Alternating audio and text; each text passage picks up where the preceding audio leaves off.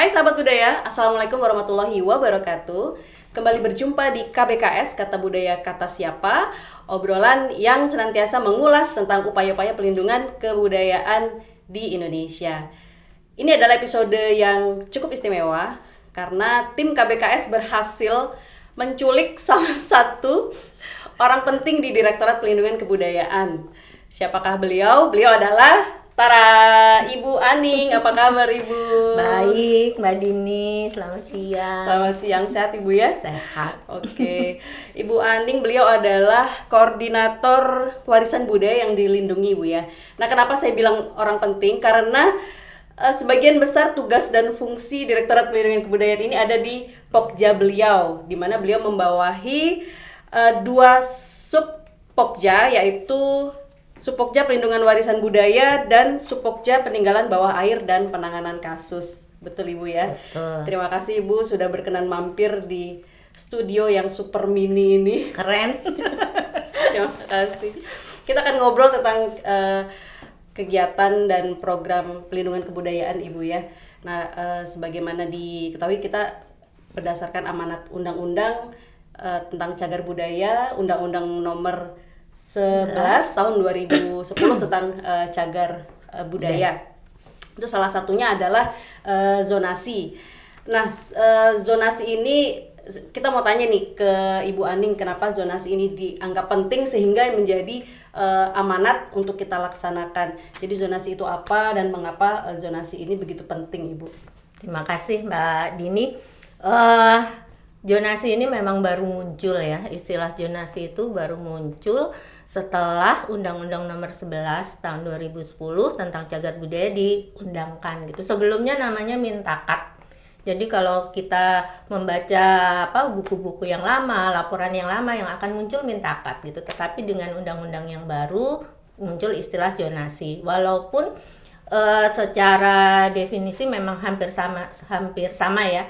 Jadi zonasi itu melakukan pembagian ruang berdasarkan kajian.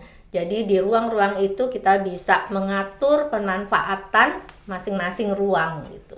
Nah, itu yang kita lakukan, tetapi zonasi itu harus dilakukan setelah cagar budaya itu ditetapkan dengan keputusan menteri atau dengan keputusan gubernur gitu. Nah, kalau Direktorat Pelindungan yang ada di kementerian itu tentunya harus ditetapkan sebagai keputusan menteri untuk sistem zonasi. Nah, zonasi itu ada di situs atau kawasan. Jadi tidak ada zonasi benda, itu tidak ada.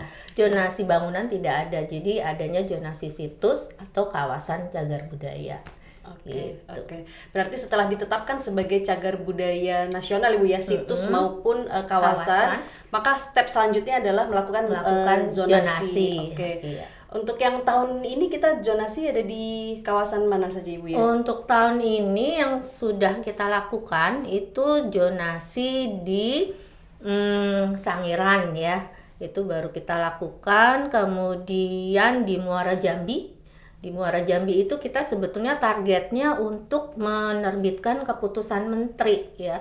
Karena Muara Jambi ini kan jadi prioritas ya sekarang. Jadi semua instansi, semua direktorat di bawah Ditjen Kebudayaan itu semua membuat program untuk masuk ke Muara Jambi. Nah, Direktorat Pelindungan membuat program untuk melakukan zonasi, melakukan kajian zonasi dan menyusunnya dalam bentuk keputusan menteri itu, dan ini sedang proses ya, ada di Biro Hukum sekarang. Oke. Jadi setelah ditetapkan sebagai keputusan menteri itu maka keputusan itu akan menjadi rujukan Ibu ya. Itu akan menjadi rambu-rambu gitu, mana yang boleh dan mana yang tidak boleh dilakukan. Betul. Dan ini nantinya juga jadi acuan untuk kementerian lain ya. Dan untuk Muara Jambi, kemudian Trowulan gitu ya, itu juga sudah ditetapkan sebagai KSN, kawasan strategis nasional yang dilaksanakan oleh Kementerian ATR, BPN. Nah, mereka merujuk hasil zonasi kita, zonasi kawasan cagar budaya nasional gitu. Iya, satu pertanyaan tentang zonasi ini Bu. Kenapa zonasi itu begitu penting ya Bu ya? untuk artinya untuk kita patuhi gitu. Iya, karena zonasi kan mengatur ruang ya. Ruang itu kan luas, semua orang akan berusaha memanfaatkan setiap ruang gitu. Jadi kadang banyak pengubahan lahan, pengubahan manfaat ruang. Nah, itulah yang harus diatur terutama pada kawasan yang sudah ditetapkan sebagai kawasan cagar budaya. Jadi kalau misalnya di kawasan cagar budaya sudah ditetapkan ada zona inti, zona penyangga gitu, zona pengembangan. Nah, di masing-masing zona itu harus diatur. Zona inti itu tidak boleh ada sarana prasarana gitu. Zona penyangga itu fungsinya melindungi zona inti, artinya sarana prasarana itu yang dibangun harus minimal sekali. Baru kalau pengembangan atau penunjang itu yang dibolehkan. Jadi semua orang, semua instansi atau pemerintah daerah ya seharusnya mengikuti rambu-rambu yang ada di setiap zona yang kita sudah buat. Oke. Berarti sekarang kita sedang menunggu terbitnya keputusan menteri tersebut. Iya, Oke. betul. Jadi tahun ini di kita ada 3 untuk zonasi ya Bu ya, 3 kawasan ya. Ada Muara Jambi, Sangiran, dan Sawah Lunto. Ada satu tambahan Trowulan. Oh, Ini Trowulan, sebetulnya melengkapi ya hasil kajian, karena kalau Trowulan itu banyak data-data yang yang muncul gitu ya, dan itu juga sudah dikaji, sudah diteliti oleh BRIN, dan itu menambah data kita untuk bisa memperluas zona intinya di Trowulan. Oke. Kemudian ada namanya kajian pengelolaan cagar budaya Bu. Itu program apa lagi itu ya? Sebetulnya pengelolaan ini kan kita ingin melihat ya, karena banyak masalah sebetulnya di situs atau kawasan terkait pengelolaan masing-masing, misalnya pemerintah daerah, pemerintah pusat, masyarakat masing-masing ingin mengelola daerah yang ada di dalam situs. Jadi tidak ada sinergi, tidak ada koordinasi. Nah, apa yang kita lakukan terhadap satu situs untuk melakukan kajian pengelolaan itu, kita ingin mensinergikan, ingin bersama-sama mengatur dengan pemerintah daerah dan masyarakat bagaimana sih sebaiknya mengelola satu situs atau kawasan secara bersama-sama, dan itu semuanya tentu saja harus untuk kepentingan atau untuk kemakmuran ya. Kalau di undang-undang kan semua pelestarian cagar budaya untuk kemakmuran atau untuk sebesar-besarnya kemakmuran rakyat. Jadi sebetulnya targetnya ke sana. Tapi kajian pengelolaan ini sebetulnya kalau sudah kita lakukan zonasi gitu ya, zonasinya sudah selesai, kita bisa tahu rambu-rambunya di masing-masing zona. Nah, kita lakukan kajian pengelolaan. Jadi kedepannya sebetulnya kita ingin memberikan rekomendasi ya kepada pemerintah pusat, pemerintah daerah, masyarakat, siapa berbuat apa gitu di masing-masing. Oke. Artinya ini ada sinergi Ibu ya antara kita yang di pusat, kemudian pemerintah daerah yang menangani kebudayaan, atau ada lagi opini dan masyarakat juga bisa ikut terlibat kan. Sekarang kan harus kita melibatkan masyarakat juga, karena yang punya wilayah kan tidak semua situs atau kawasan dimiliki oleh negara. Ada area-area yang dimiliki masyarakat ya, mereka berhak mengelola. Tapi itu dalam satu sinergi gitu ya, supaya bisa baik gitu ininya hasilnya. Artinya masyarakat pun tetap masih bisa untuk beraktivitas atau berkegiatan di sekitaran atau wilayah itu tadi ya Bu ya, cagar budaya. Tetap bisa. Oke, baik. Kalau untuk yang tahun ini berarti kita ada di Gunung Padang, situs Gunung Padang dan Liangan. Dua-duanya kan sudah dilakukan zonasi ya. Jadi kita sudah tahu batasan-batasannya, rambu-rambunya di masing-masing zona, sehingga kita lakukan kajian pengelolaan. Ini sebetulnya baru ini ya. Baru tahun ini kita lakukan kajian pengelolaan. Tahun sebelumnya memang kita belum pernah. Jadi kita juga melakukan ya semacam uji coba gitu ya. Nanti hasilnya seperti apa itu kita juga belum ada formatnya, tetapi sambil jalan kita belajar gitu bagaimana kebutuhan masyarakat, kebutuhan pemerintah itu untuk bisa mengelola satu situs atau kawasan. Oke, artinya ke depannya itu akan ada lokus-lokus yang lain gitu ya Bu ya, untuk dilakukan kajian pengelolaan cagar budaya ini. Oke, baik. Nah, kemudian yang baru-baru kemarin sempat viral Ibu di bulan Juli, itu ada sekumpulan kaum muda itu di sekolah lapangan. Itu kegiatan baru juga ya Bu ya. Nah, itu cukup ramai sekali ya Bu. Dan melihat dari media sosial kita tuh juga animo dan antusiasme dari peserta itu banyak sekali, mereka selalu posting gitu kegiatan-kegiatan mereka apa saja, dan kita selalu di tag ya Mas Ogi ya, selalu di tag gitu. Nah itu dari situ kita melihat gitu betapa mereka tuh sangat antusias gitu untuk mengikuti sekolah lapangan ini. Nah sebetulnya ide untuk dari sekolah lapangan itu awal mulanya gimana ya Bu ya? Sebetulnya sekolah lapangan tuh udah pernah ya dilakukan gitu di situs Liangan gitu, dan mungkin Trowulan juga pernah, tetapi itu dulu itu kita melakukan sekolah lapangan untuk mahasiswa-mahasiswa arkeologi. Jadi yang memang mereka betul-betul tahu ya, mengerti tentang pekerjaan pelestarian cagar budaya. Setidaknya mereka sudah punya gambaran gitu. Tetapi sekolah lapangan yang sekarang ini yang dilakukan di Muara Jambi, kita ingin membuka wawasan dari para mahasiswa di luar arkeologi. Karena kan kita juga mengaitkannya dengan KBKM Kampus Merdeka. Kampus Merdeka, Merdeka Belajar. Nah, di situ kan mahasiswa diberikan kesempatan untuk belajar di luar jurusannya gitu. Nah, oleh karena itu, karena terkait dengan Muara Jambi, terkait dengan KBKM, nah kita ingin membuat satu program yang ingin mengenalkan Muara Jambi kepada mahasiswa di luar arkeologi. Walaupun di sekolah lapangan kita juga tetap mengundang mahasiswa arkeologi. Seru ya, jadi kita mengundang mahasiswa sejarah gitu ya. Itu pun juga bukan hanya di Jambi, tetapi juga di luar Jambi, ada di Palembang gitu, ada dari ITB malahan, dari Bandung gitu ikut juga. Nah, ada dari jurusan geofisika, jurusan biologi, kemudian ada peradaban, sejarah Islam. Mereka semangat gitu untuk ikut, ingin tahu apa sih sebetulnya Muara Jambi yang sekarang digaung-gaungkan gitu ya oleh pemerintah. Dan pada saatnya ketika sekolah lapangan itu berjalan, mereka antusias gitu ya, mengikuti. Mereka belajar semua. Jadi hari pertama mereka orientasi, waktu itu saya ajak itu mereka semua jalan ya. Hari pertama jalan dari Koto Mahligai sampai Gumpung itu dari pagi sampai jam 12 itu istirahat di Gedong.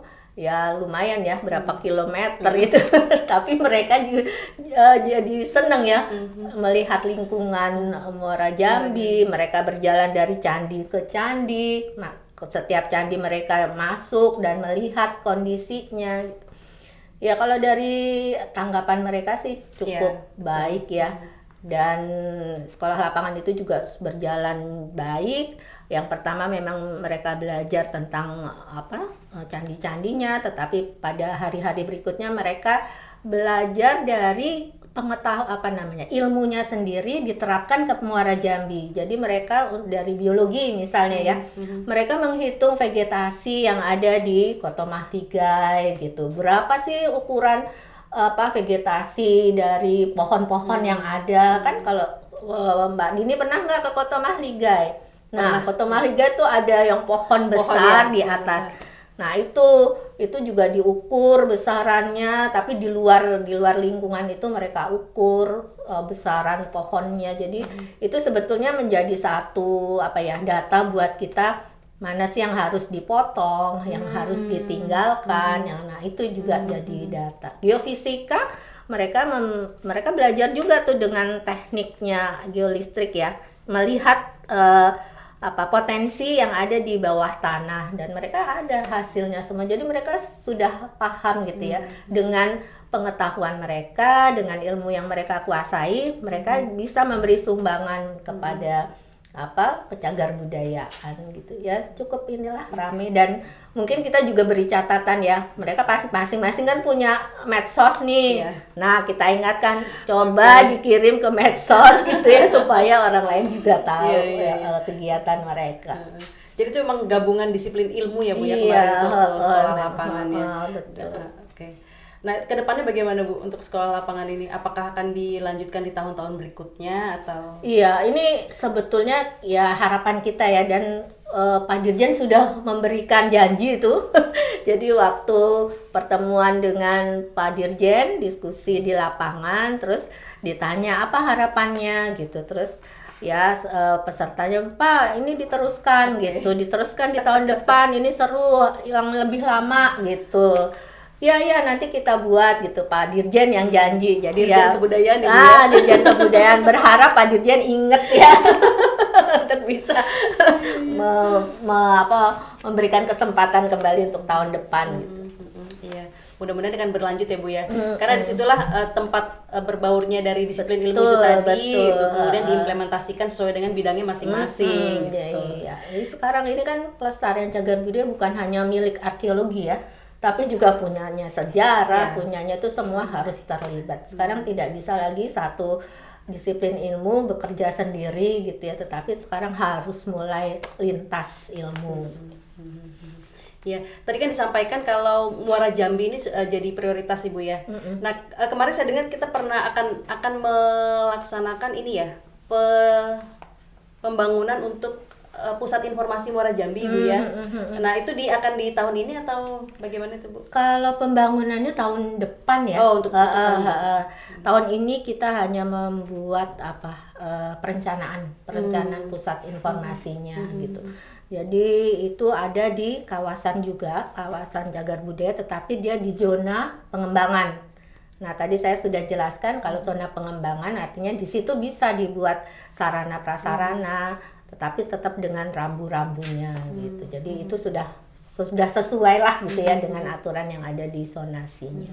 Nah, itu nanti konsepnya kan seperti apa Bu ya? Apakah nanti sebagai information center tentang KCBN Muara Jambi, atau jadi artinya setiap candi-candi di situ nanti informasinya ada di sana gitu. Kemudian tentang sejarahnya, kemudian tentang isi dari sebetulnya pusat informasi itu kan baru istilah kita ya, ya terkait anggaran ya namanya. Tapi mungkin kedepannya nanti akan ada satu istilah lagi gitu untuk melingkupi apa yang ada di pusat informasi. Jadi di situ nantinya akan ada museum, kemudian ada laboratorium. Jadi nanti para mahasiswa atau peneliti bisa melakukan penelitian dan disiapkan bangunannya gitu, sarana prasarananya. Kemudian juga nanti ada semacam galeri gitu ya. Saya sampaikan museum sebetulnya bukan museum tanda secara definisi ya, karena kalau kita menyebut museum dengan definisi yang ada di PP atau di undang-undang itu artinya kan kelembagaan, tetapi museum di sini artinya cuma fungsi. Jadi fungsinya lebih ke galeri gitu ya. Nah, kita itu semua bisa belajar di situ. Kalaupun peneliti mau melakukan penelitian dengan beberapa hari gitu ya, itu disediakan mesnya jadi itu dijadikan tempat untuk belajar gitu. Oke. Artinya nanti juga akan terbuka untuk umum Ibu ya. Iya. Pengunjung pun boleh masuk kemudian berkunjung ke sana. Gitu. Ya paling nggak kan pusat informasi ini juga akan memberikan gambaran dulu ya, untuk mengetahui sebelum masuk jalan ke candi-candi yang ada di dalam, tapi setidaknya dia sudah punya gambaran. Iya. Semoga akan terwujud Ibu ya. Mudah-mudahan di tahun depan ya. Iya, artinya kan sebagai pilot project nantinya akan ada di kawasan cagar budaya lain gitu, sebagai pusat informasi itu sendiri. Nah, kemudian yang baru sekali kemarin ya Bu ya, itu di Borobudur kita ada pendukungan G20 ya, di bidang kebudayaan. Itu kemarin saya sempat dengar dari teman-teman itu ada pameran 12 OPK Ibu ya, hasil dari pemeliharaan OPK yang ada di Borobudur. Boleh cerita sedikit nggak Bu? Karena kemarin saya nggak ikut ke sana gitu. Iya. Jadi sebetulnya itu rangkaian dari apa yang sudah kita lakukan di Direktorat Pelindungan. Jadi itu kita melakukan satu kajian ya untuk mendapatkan rencana pelindungan OPK di Borobudur. Mungkin agak berbeda dengan direktorat lain ya, yang kita ruang lingkup dari rencana pelindungan ini kepada KCBN ya, kawasan cagar budaya nasional gitu. Kalau direktorat yang lain itu lebih kepada Borobudurnya, kecamatan Borobudur. Tetapi karena kita juga lebih memperhatikan kawasan, di kawasan itu ada 2 kecamatan sebetulnya, ada Borobudur dan Kecamatan Mungkit. Masing-masing punya beberapa desa, tetapi kemarin kita pilih masing-masing 5 desa, di Borobudur dan di Mungkit 5 desa. Nah, dari apa yang sudah kita pilih, kita mengundang peneliti-peneliti lokal, artinya kita mengajak teman-teman di desanya, di kecamatan itu ya, sehingga mereka kan juga paham ya kondisinya di sana. Kita juga mengundang peneliti dari luar yang memang sudah biasa melakukan kajian. Jadi sekalian mereka mengajarkan ya kepada peneliti lokal. Nah, di situ sebetulnya ada banyak yang mereka berhasil identifikasi tuh di 5 desa di Borobudur dan 5 desa di Mungkit. Tetapi kemudian karena kita perlu prioritas gitu ya, kita pilih OPK yang memang datanya cukup lengkap gitu ya. Nah, itu kemudian kita tampilkan di Sarasehan ya. Kita kerjasama dengan Direktorat PTLK, di situ kita buat tampilan-tampilan dari OPK yang sudah kita pilih. Jadi ada kuliner ya, ada peyek peto gitu. Mbak Dini tahu nggak tahu kalau istilah di sana itu ikan kecil gitu ya. Enak ya, saya udah coba dan itu lumayan memberikan manfaat buat ketika pameran di sana. Nah, yang jaga itu ya lumayan dapat untung gitu ya, karena juga dijual dan dia habis gitu waktu dipamerkan itu. Terus ada kerajinan bambu ya, gasing bambu lah apa itu juga. Terus ada jamu gendong, itu di situ juga ada batik ya, batik Dewi pokoknya Dewi Naura apa siapa. Itu dia memang khusus karena dia motif batiknya mengambil relief Borobudur. Jadi cukup unik gitu ya. Ada terus gerabah, itu juga kan ada satu desa yang memang turun-temurun punya keahlian membuat gerabah. Jadi ya lumayan dapat perhatian juga dari delegasinya. Ada yang cukup lama itu keliling pameran, mencoba semuanya, mencoba jamu, mencoba peyek gitu. Jadi lumayan dapat tanggapan gitu dari delegasi. Iya, harapannya memang seperti itu ya Bu ya. Jadi di kawasan cagar budaya itu yang kedepannya yang dijual-jual tuh juga OPK daerah setempat gitu ya Bu ya. Betul. Dan mereka pun mendapatkan manfaat gitu ya. Karena selalu ada apa sih kok dikaji terus hasilnya apa gitu kan, selalu ada pertanyaan dari masyarakat. Nah, dengan kita mengadakan pameran dan mereka bisa menjual gitu kan, lumayan bisa dapat keuntungan ya buat mereka. Iya. Artinya bisa untuk karena kan kawasan cagar budaya itu juga kan jadi tempat objek wisata ya Bu ya, wisata budaya gitu. Yang tidak menutup kemungkinan pengunjung juga pasti kan belanja gitu. Iya, betul. Itu akan lebih baik kalau memang yang dijual memang OPK daerah setempat gitu. Iya. Kemudian ada yang itu penyelamatan cagar budaya bawah air. Nah, jadi kalau cagar budaya itu memang yang tidak saja ada di darat Ibu ya, tapi ada di air itu.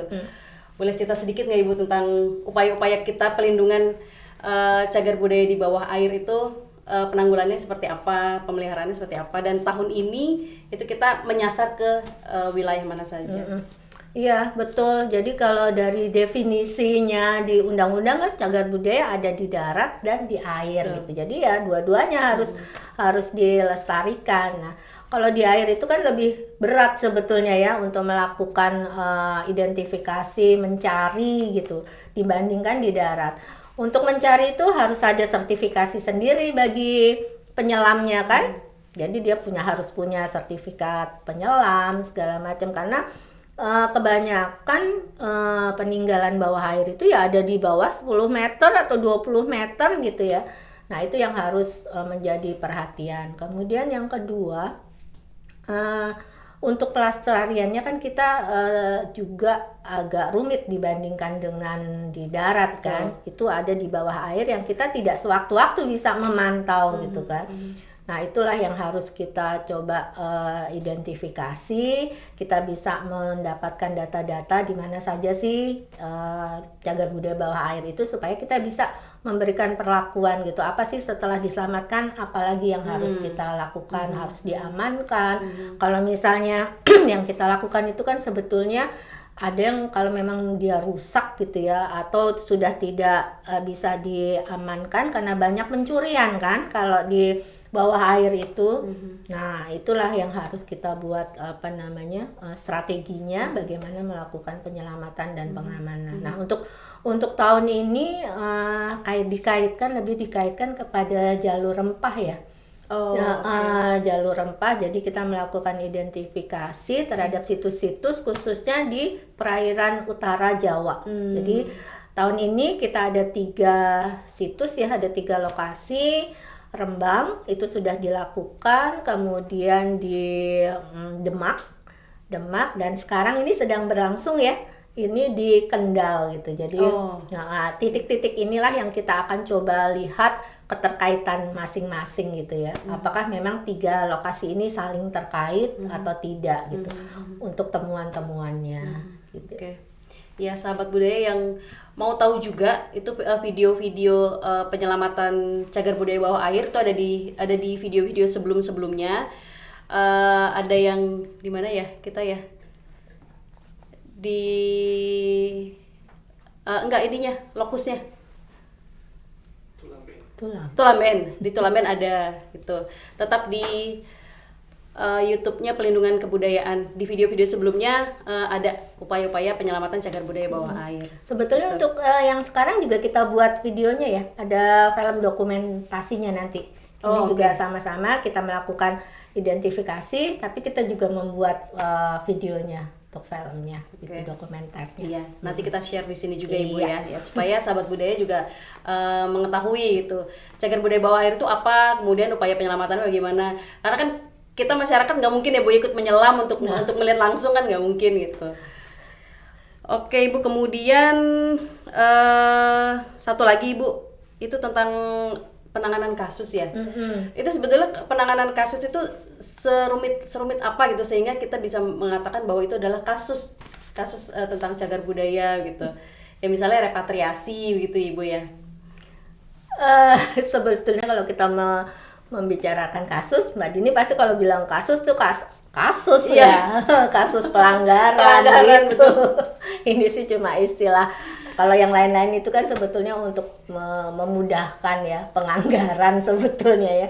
Tapi kalau nama penanganan kasus ya seharusnya memang benar-benar menangani kasus. Jadi misalnya ketika ada surat gitu dari Yayasan Heritage Lasem kalau tidak salah ya, mengirim ke kita menyampaikan bahwa ada perusakan di Lasem gitu. Nah, itu kemudian kita coba cek betul tidak gitu apa yang disampaikan mereka. Nah, kita meninjau lokasinya gitu. Nah, ada juga yang di Sangiran. Sangiran ini apalagi udah warisan dunia. Ada laporan kan bahwa ada bulldozer masuk situ gitu kan, menggali lapisan geologinya gitu. Dan kemarin saya sempat ke sana gitu, dan ternyata memang lapisan itu katanya bagus untuk untuk pembangunan fisik barangkali ya, lapisan pasirnya, dan itu sebetulnya potensi geologinya sangat potensial. Jadi ya ketika ada perusakan ya itu bisa menjadi kasus besar pelanggaran gitu ya. Nah, itulah kita yang harus datang meninjau, mungkin juga bersama-sama dengan UPT setempat gitu, melakukan penanganan, memberhentikan kegiatan-kegiatan yang merusak. Sebetulnya itu sih ininya target kita ya, sasaran kita penanganan kasus itu. Kalau yang kegiatan lain itu ini aja ya, pelengkap. Iya. Artinya ini Ibu ya, ini tetap bersinergi dengan pihak-pihak lain juga. Betul, ya Bu ya, untuk penanganan terutama pada dengan pemerintah daerah ya yang punya wilayah. Juga kalau ada UPT terdekat ya kita melakukan koordinasi dengan UPT. Karena yang ketika ada kasus muncul kan yang harus jalan duluan UPT-nya. Kita kan jauh gitu di pusat. Tapi kita terus berkoordinasi. Iya. Oke. Itu tadi sahabat budaya, penjelasan yang cukup rinci dari Ibu Aning. Jadi karena memang kalau di undang-undang itu kan pelindungan itu adalah upaya mencegah dari kerusakan dan kemusnahan Ibu ya, dengan cara penyelamatan, pengamanan, zonasi, pemeliharaan dan pemugaran. Nah, yang barusan dijelaskan oleh Ibu Aning adalah beberapa kegiatan dari upaya-upaya pelindungan itu gitu. Nah, sebelum kita tutup Ibu, bolehkah memberikan sedikit pesan atau quotes tentang pelindungan kebudayaan Ibu, terutama untuk generasi muda nih Bu, supaya kami berarti saya juga muda Ibu ya, supaya generasi muda itu bisa ada rasa peduli gitu, kemudian berpartisipasi juga gitu untuk terus melestarikan warisan budaya kita semua gitu. Iya, yang mungkin untuk generasi muda gitu kan, dengan dengan modernisasi sekarang gitu ya, itu juga bisa dilibatkan dalam kehidupan kita sehari-hari, tetapi dengan tetap mengingat akan cagar budaya yang sebetulnya itu warisan budaya masa lalu, dan itu menjadi penting bagi kita untuk bisa diambil nilai-nilainya gitu, nilai-nilai untuk kita, untuk masa muda, untuk masa generasi sekarang gitu. Dan nilai-nilai itu bisa juga dijadikan untuk ke masa depan. Jadi masa lalu, sekarang, masa depan itu selalu terkait gitu Mbak Dini. Nah itulah yang harus dijaga, dan generasi muda sekarang itu juga harus paham bahwa kita itu ada karena ada masa lalu gitu. Jadi itu yang harus kita selalu kaitkan, dan mudah-mudahan dengan pemahaman terutama untuk cagar budaya, pelestarian cagar budaya, ini semua bisa terlestarikan sampai di masa depan. Ya, sedap. Oke sahabat budaya, itu tadi obrolan saya dan Ibu Aning. Jangan lupa untuk selalu mengikuti media sosial Instagram, Twitter, Facebook @lindungibudaya, dan kanal YouTube dan TikTok di Pelindungan Kebudayaan untuk mengetahui dan update terus upaya-upaya pelindungan kebudayaan kita semua. Dari kami berdua pamit undur diri. Salam budaya, assalamualaikum warahmatullahi wabarakatuh.